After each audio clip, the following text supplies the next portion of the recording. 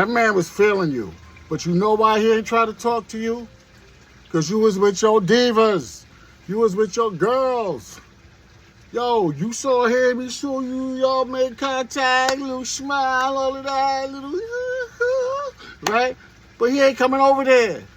Because 9 out of 10 times, there's a blocker. There's a big back. She don't got to be a big back, but she's a big back in our mind because she gonna like, girl, hey, where he work? You know what I'm saying? Or what he do?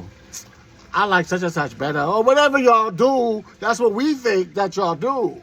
So we like, nah, I hope she like walk away, go to the bathroom or somewhere, you know, go to the bar, go somewhere so I can kind of, but you still over there with them.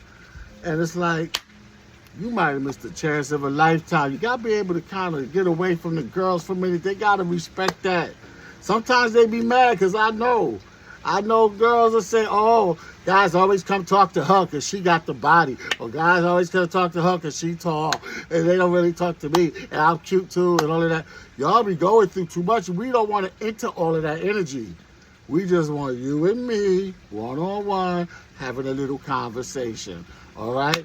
I speak for many men right now. Trust me, I do. All right? Do what you got to do.